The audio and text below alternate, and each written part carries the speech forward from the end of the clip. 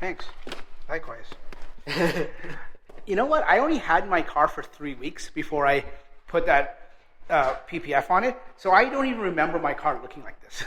So when I see a midnight silver metallic, I'm always like curious and thinking, this is what, if I ever took it off, and I'm sure eventually I will take it off, this is what it's going to look like.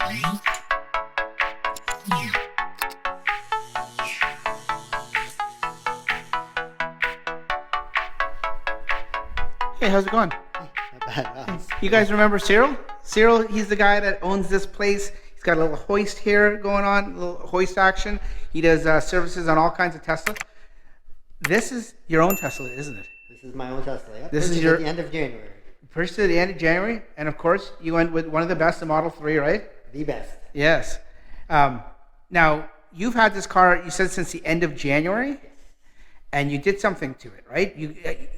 The type of person you are, you know so much about these cars inside and out, that you got bored, right? You just couldn't have a regular Tesla on your own. Yeah, I wouldn't say I was bored, right? Because I have a lot of things going on, but this was one of my projects that I have going on. So, and this is why I particularly picked the Model 3. I bought a Model 3 instead of buying a Model S because of what you're going to see, right? So what I did with this car is something pretty spectacular, pretty amazing. The first ever I've seen or heard of in Canada. Yeah. So I'm pretty excited to let you all know about this little project that I have going on. So what you see here is not your regular Model 3. What you see is Model 3 Police Traffic Unit.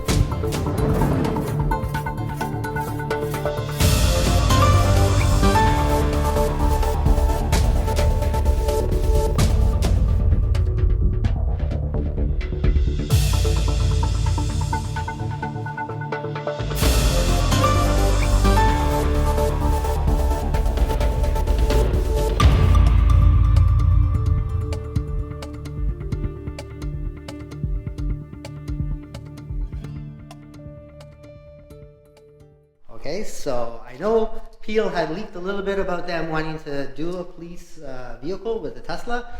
Well, I've already done it. So They want to do it, and you've already done it. that's correct. They want to do it. I've already done it. So I'm going to walk you through what I've done to it. All right? Sure, please So, do. I have a friend in the business, and also my sister, she's a police officer as well. And they were looking to maybe go this route. So I configured this car with his input as a police officer for size, for their belt, for fully equipped with their taser, their guns. You know, I thought about this a year ago and wanted to know, is this a viable thing? Is this a good thing to do? One, for savings. One, that the police officer is going to be safe and comfortable in the vehicle because this is their office. You know, and also something for the environment, right? It's all win-win-win. So I've broken it down, I've done the math. You know, a year or two ago when I had the idea, Model S and Model X would not work. It's just out of the price range. So I found that the prices came down, like in January, and the Model 3 came out with a standard range plus, you know, in 2019. So with the prices dropping, it became a more cost-effective number crunching with savings over to what they're driving now to what they can put together for the future. So with that being said, let's take a walk around. Let's have a look. Sure. You want to show everyone what, like, the little things you did first before, or you just want to turn it on and just show everyone? Let's just light it up. Light it up? Light it up. Let's light this bad boy up. Let's see what he did. Whoa. There you go. There you have it. Okay, I think I'm deaf now. I can hear damn thing. What? What? What did you say? So this is a full light package on a... yes, this would be a pursuit package, a lighting package for a police pursuit vehicle. Right. Now, everything else on this Model 3 is stock, like there's no upgraded suspension or No, we anything can like that. Definitely build whatever you want. You can put a heavier duty suspension in, you know, heavier sway bars, you know, coils if they want. But this is stock 2018 long range, rear wheel drive, right? Model 3. So you know, if they want exterior lighting like headlights flashing, you know, we can go into the CAN bus, but we just want to keep it simple, right? There's no sense in, you know, complicating things on the vehicle. We want to make it easy for services and repairs to be done to the car. Yep. So everything's been done and configured correctly. And then we want to make everything easily accessible. You know, with the proper connectors, if a door panel comes off, we're not cutting any wiring, everything's done pro, right? So this is the rear, as you can see, with the lighting package on the back. And you said it's 360, right? So there's some lighting on the side here for visibility and marking. And of course, where you want to see it the most is obviously on the front. So there's a large red and blue strobing flashing system on the front there by the top, right? And sandwiched, straddling the camera. There's the takedown lights there. And then down below, very, very sneaky down below there by the venting part of the grille is just a red and blue flashing or strobing light. My friend said, hey, do you want to put a push bar on it? Do you want to put a dart gun on it? Do you want to put the siren in the front? And I said, yeah, that's all doable. But you want to make the car as stealthy as possible? Don't do it. Right? Exactly. Yeah. But if you want, I said, certainly, when you buy the car, I'll drill holes in your bumper cover. I'll put a push bar on it. I'll put a dart gun on it.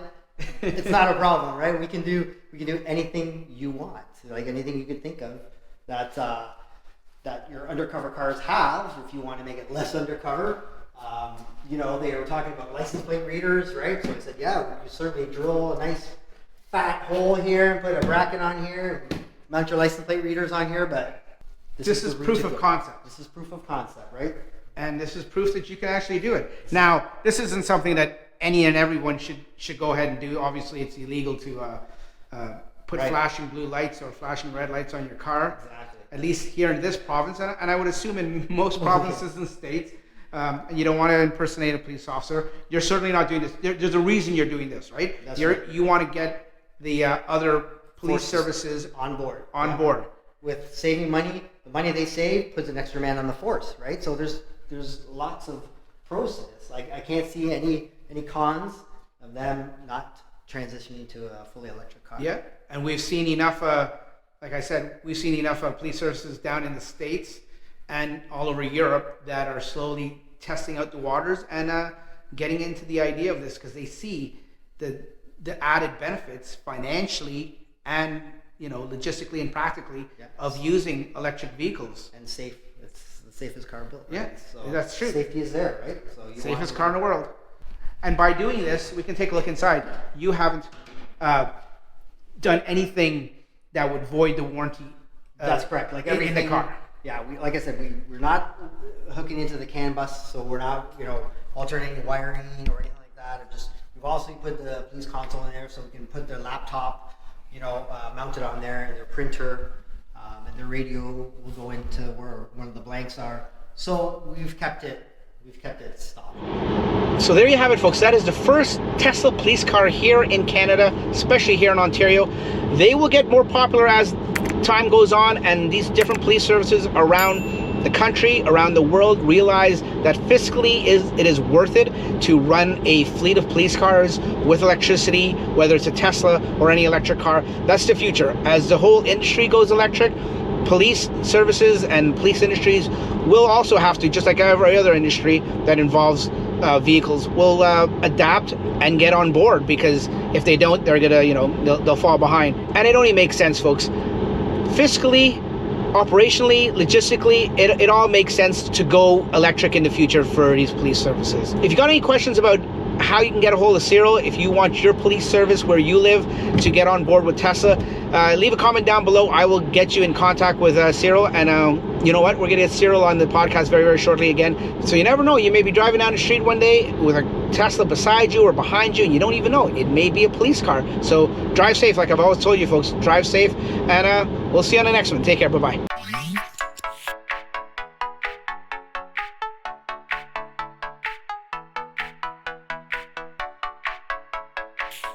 Yeah.